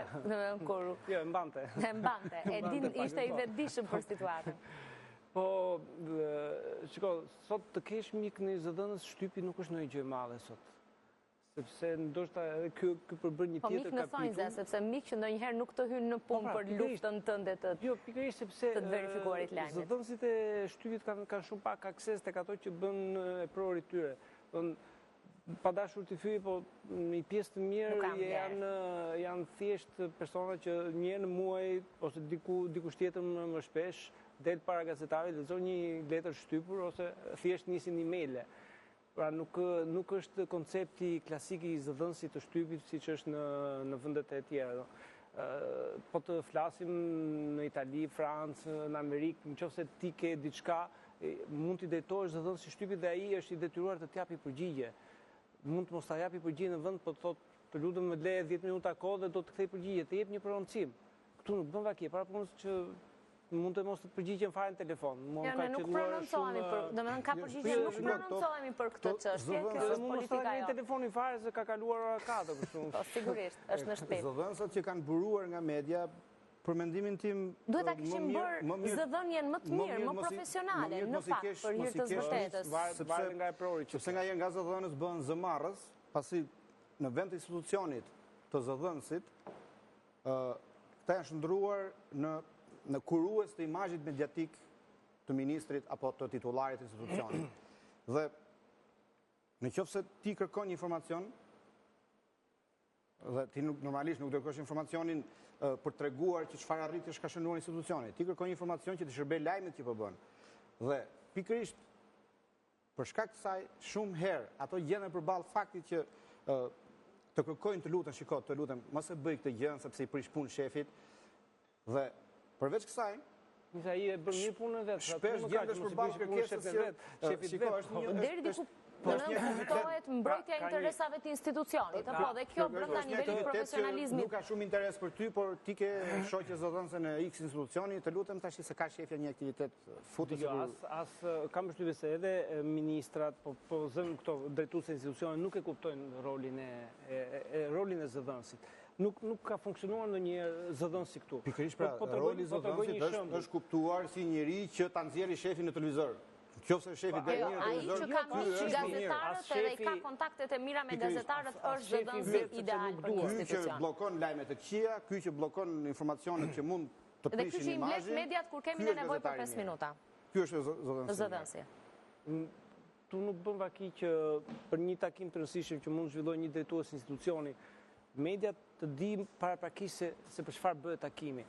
Kam rastisur para 2 vjetësh erdhi ministri i jashtëm italian këtu, gazetarët italianë ishin të gjithë me dosje se çfarë ministri italian do i thoshte padë shqiptar, ishin të paktën 3 fletë. Unë arrita t'ia marr njërit për tyre që kuptova se ç'ishte bërë takimi mes 2 ministrave, se këtej nga pala jon doli një njoftim pastaj një gjysmë faqe. Nuk kishte vlerë. U takuan mas 3 orësh. I ftoi për vizitë, mirë priti me kënaqësi ftesën për vizitë. Po kjo ndodh sepse zëdhënësit nuk janë vëmendshëm apo shefat e tyre i lënë ata jashtë. Kjo është shefat e lënë, sepse kjo është bërë uniform në të gjitha institucionet, nuk ka funksionuar. Realisht institucioni i zëdhënësit në Shqipëri nuk ka funksionuar. Të jemi të sinqertë. Flasim pak në praktik, ndajmë me teleshikuesit në një moment nga karriera juaj, momente të vështira ose momente suksesi, lajmi më i vështirë që ke bërë ndonjëherë, zoti Kikea. Vështirë. Ose një moment që realisht vlen për të kujtuar, edhe që ju e kujtoni sa herë diskutoni për profesionin, për arritjet apo dështimet. Për rrëfim do kujtoj 2 historira. Një ishte vështirësi fizike. Kam ecur 8 orë në këmbë për të shkuar tek vendi ku do bëja lajme dhe 8 orë për të kthyer, pasi fjeta një natë në fshat, nisa rrugën për të kthyer në këmbë, zuri nata rrugën ka fjetur në një mullar. Bësh fjalë për një fshat të Librazhdit, quhet Policeville, ku në vitin 93 kishte pjell mushka për herë të parë. Dhe fshati përveç lajmit që kishte pjell mushka se çoj atje 8 orë rrugë vajtje, 8 orë dhe 16 orë rrugë sepse kishte pjell mushka. Një natë gjumë në hotel Mullari. Dhe kur pastaj ata ta besojnë një që ka pjell mushka. Pasi u ktheva në redaksi, ishin ngritur kputucët dhe pronari i gazetës nuk pranoi të më rimburson tek kputucët. Edhe mora një honorar. Sepse nuk ishte ndonjë kush e di çfarë lajm. 14.000 lekë të vjetra për lajmin që bëra. Megjithatë vazhdoj ta ruaj si kujtimin e lajmit më të bukur që kam bërë, sepse ky lajmi im është botuar pastaj në disa gazeta amerikane dhe nga Los Angeles Times më rritë një grup gazetarësh bashkë me këta një grup aktivistësh për drejtat e kafshëve, sepse fshati Kupolli Mushka, u ngrit në këmbë dhe do vriste Mushkën sepse ishte ters për fshatin, sepse kishin ndodhur ca gjëra në atë vit. Edhe kjo ishte shenja e Fshati u tersit. çu për të vrarë Mushkën. Unë bëra lajmin tjetër që fshati do vrasi Mushkën sepse polli dhe vinë aktivistët për drejtat e njerëzit, i çova Për të për drejtat e mbrojtur kafshëve, Mushkën. shkuan ata njerë në fshat për të mbrojtur Mushkën pastaj. Shumë interesant. Ndërsa lajmi tjetër që kujtoj ka qenë një histori që lidhesh me një arrestim e një vrasësi me pagesë, i cili pasi u kap nga policia u trumbetua si sukses, pasi policia tha që ka kap vrasësin e një zyrtari të lartë administratës shtetërore, ishte i pari ekzekutim në nivelet larta, ishte drejtori i përgjithshëm i burgjeve në atë kohë, dhe bëri shumë buj. Unë arrita të futem kur i arrestuari kisha ardhur për masën e sigurisë në gjykat, arrita të futem në makinën e policisë që shoqëronte të arrestuarin dhe e intervistova, ndërkohë makina bëri 2 xhira për Qakurnazës para se ta çonte në burg, ndërkohë që unë mbaroja intervistën. E publikova, punoja në gazetën shqiptare, të dy ngjarjet lidhen me gazetën shqiptare. E publikova në gazetë, kjo ishte një bombë që i ra si prokurorisë ashtu dhe policisë, sepse ky dha të tjera versione bashkë me avokatin. Ndryshe nga që kishin dhënë rezultuan versionet të vërteta. zyrtare të prokurorisë. Dhe mbas dite kthehem në redaksi dhe vjen një makinë policie, një makinë me targa civile ose me targa të huaja. Para s'kishte targ fare, mbrapa kishte një targ falso.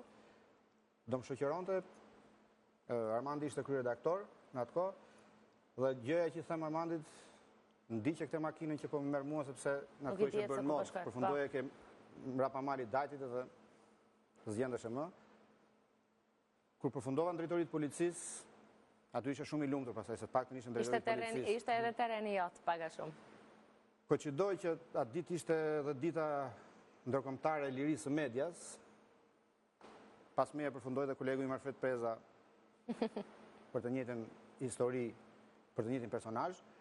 Dhe në mbrëmje vonë, Armandi arrinti në një pritje zyrtare ku ishte edhe presidenti, arrinti t'i thotë që në 2 kolegët tanë janë atje dhe na liruan. Në këtë rast, provova kënaqësinë sepse kur dola jashtë derës pas gjithë kolegët e mi që ishin duke pritur.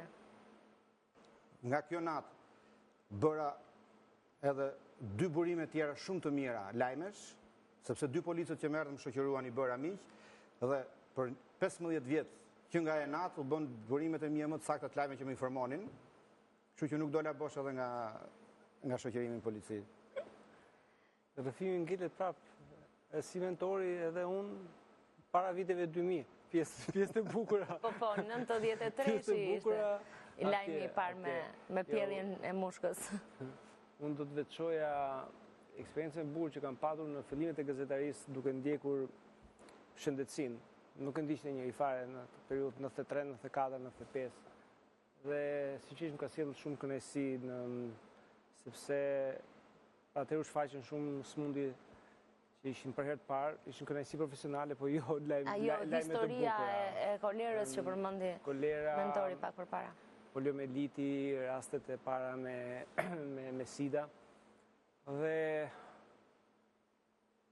një eksperiencë para shumë ngjashme kam pasur unë me policinë, por natyrisht pjesa më e bukur për mua profesionale, këtë vazhdoj ta përsëris, ndoshta më bëri më mërzitshëm, është pjesa e luftës në Kosovë. Se unë mendoj që atë duke ndetur nga Kuksi dhe Tropoja, 3 muaj jetë atje, në qenë një shkollë vërtet. Natyrisht më kam parë sytë gjëra shumë të trishtueshme. Njëherë kapja veten që gëzohesha se kapja një lajm, po pastaj thrisja mendjes se kjo që po sheh shumë e tmerrshme, kjo nuk mund të gëzohesh profesionalisht. Po ka qenë një periudhë shumë e bukur me shumë vështirësi, me rreziqe për shkak të mungesës së eksperiencës, rreziqe reale të shkelje në mina, thjesht sepse nuk kishim patur një eksperiencë të gazetarisë së luftës, por është diçka pa përsërishme. Si është jeta juaj profesionale sot në krahasim me këto historitë e fillimeve të karrierës, kur gjithçka ka qenë shumë më emocionuese? Ka më kaq emocion sa çka pasur atëherë sot? Unë për vete...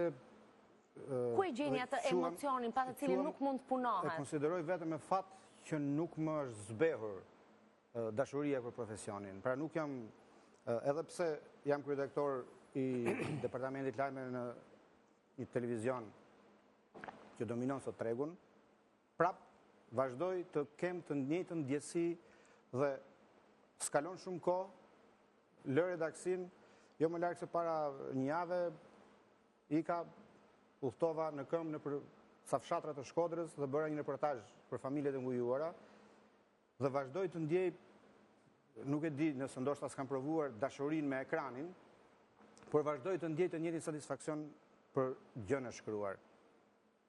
E shkruaj një reportazh, e lexoj 2 herë para se ta botoj, pasi e botoj e lexoj prap, pasi është të printuar dhe vazhdoj të ndjej të njëjtën kënaqësi dhe jam i bindur që nëse do më duhet të dal prap në terren, do ta bëj. Do ta bëj se thash ndjej me fat që nuk më ka vdekur nervi, më ka vdekur dashuria për profesionin. Armand? Unë prapë vazhdoj të jem deri diku me terrenin, po shpesh realisht e ka veten në mërzit. Shkak të në rutinë dhe më gëzon kur ndodhin ngjarje të forta, sepse aty filloj dhe më rre zemra më shpejt. Rritet adrenalina. Sidomos kur koha është e shkurtër për të kapur që detyrojmë të bëj brenda një kohë shkurtër telefonata, ai nervi, shpejtësia me cilën duhet të bëj gjërat, ajo është pavarësisht të lodh në fund pastaj është një kënaqësi shumë e madhe dhe them më duhen pak më shpesh. Këto po pak nuk më ka vdekur nervi dhe nuk kam dalë në pension akoma. Në fakt, ngjarjet që mbizotrojnë sot edhe fillimet e edicioneve, pjesën më të madhe të edicioneve informative për televizione, po edhe pjesën më të madhe të faqeve të gazetave, për fatkeq vazhdojnë të jenë ngjarjet politike të cilat nuk prodhojnë asnjë gjë. Mund të rrim me muaj të tërë, të analizojmë një konflikt politik për gjetjen e një konsensusi për 3 ligje që duan 3/5 e votave, të flasim në analiza teknike dhe të fillojmë të bëhemi deri teknicien të çështjeve juridike që kanë përfshirë qarkun e fjerit apo të mënyrës se nuk e ka marrë vesh një deri më sot akoma se si është, kemi realist. Teknikisht, domethënë e kemi mësuar mirë të shpjeguar nga jurist, nga të dyja kampet politike dhe prapë përsëritet edhe njëjta gjë. Dhe sigurisht që kjo është një rutinë e frikshme. Duhet patjetër të gjesh diçka më interesante se sa kjo, dhe një gjë që njerëzve ju vlen më tepër. Interesante në këtu bën kamera do dali, po flasim për televizion tash, do dali jashtë zyrave. Po të shikosh edicionet qendrore të lajmeve për fat keq, edhe në televizionin ku punoj unë, edhe në televizionin ku punon ju, e kështu me radhë, fillon diku me mbledhjen e qeverisë, diku me të opozitës, diku me kryesi kuvendi, diku pa kryesi kuvendi. Po në fakt të gjithë janë në pritshmërinë e një lajmi të mirë ose emocionues dhe ai përfundon prapë një lajm. Kujtoj vetëm një gjë për treguar se ku po degradon media, dhe këtë duhet ta themi me plot gojën ku po degradon. Politikanët, që konkretisht 2 liderët kryesor, Berisha dhe Rama, po na përdorin për të komunikuar me njëri tjetrin. Pra gjëja më e thjeshtë në këtë botë, ata të dy duan të lënë një takim. Ishte shumë interesante kjo historia e takimit fundit që së nuk i bien dot telefonit të njëri tjetrit dhe nuk vëm dot 2 njerëz nga stafi i tyre ose të takohen të pinë një kafe dhe të thonë ku do e lëm ça ore dhe ça vendi, ose të flasin në email ose me telefon. E di pse mentor kam përshtypjen që nuk kam dashur të takohen, por kam dashur të tregojnë në publik që kanë vullnetin për të takuar. Njëri del televizor dhe thotë të ftoj në orën 10, tjetri thotë kur të dush ti, pastaj tjetri thotë nesër jam i zën, pastaj tjetri thotë hajde mbas dite, dhe këtë e bëjnë përmes ekraneve. Dhe ne jemi bërë çati atyre. Ata çatojnë përmes televizioneve, duke komunikuar me një rrjet social i sofistikuar. Përfundimi ishte, dhe ishte prapë lajmi i parë pastaj për fatin tonë keq, që ata të dy nuk u takuan. Nuk u takuan, nuk u bë takimi i shumë pritur kurrë. Ka vend për të dekurajuar si duhet ta nxisim shpresën, se edhe teleshikuesit sigurisht që duan që lajmet edhe gazetaria të jetë në nivelin më të mirë të saj. Tashin nëse do dekurajohemi do thotë duhet i vëmë shumë dinjitoze përpara teleshikuesve të tregojmë që jemi të dorëzuar. Nëse ka një gjë që duhet bërë, kjo gjë duhet bërë. Media ka nevojë për një logof. Ka nevojë për një ristartim në aspektin profesional dhe në aspektin e problematikës që trajton. Nëse do vazhdojmë të bëhemi zëdhënsat e politikanëve, do vi një ditë që do na braktisin teleshikuesit. Do na braktisin lexuesit e gazetës, siç të janë braktisur, dhe sot do merren më shumë me lloqe. Unë kam një gazetë online që e bëj për qefin tim, fus aty lajme nga më të ndryshmet, dhe lajmet më të lexuara janë e dashura e Ronaldos, Kim Kardashian që doli me çizme të reja, dhe nuk lexojnë lajmet që vërtet janë ato që ndodhin, sepse njerëzit tashmë janë neveritur nga këto gjëra. Armand, një fjali të fundit? Vështirë. Pret të na ke dëgjuar kolegë të tjerë edhe ke filluar të bëjnë një analizë, një mea culpa për gjithçka është duke ndodhur me... Paka shumë të gjithë bëjnë këtë analizë, por një kthes të shpejtë unë e shoh vështirë edhe për shkak të situatës ekonomike. Nuk duhet ta anashkalojmë si fakt, sepse qoftë për ato gazeta që nuk kanë pas biznese, por qoftë për ato që janë të mbrojtura nga bizneset, situata ekonomike do të vazhdojë të influencojë për keq. Edhe gjithçka për fat keq rrotullohet rreth parave, por gjithsesi ne kemi mbritur në fund. Shpresoj të takohemi kur të ketë një lajm i cili realisht do të tregojë që gazetaria është zgjuar, që profesioni ka rinisur gjalloj edhe pushteti 4 ka filluar të marrë realisht pushtetin që i takon. Unë ju falenderoj edhe një herë, ishin Armand Mero dhe Mentor Kikia në bisedën e dytë në natën vonë për mbrëmjen e sotme. Natën e mirë të gjithëve, gjumë të ëmbël atyre që duan ta mbyllin sot me televizionin, edhe shikim të këndshëm të programeve në vijim në Ora News për gjithë ata që janë pa gjumë. Ritakojmë nesër në orën 23.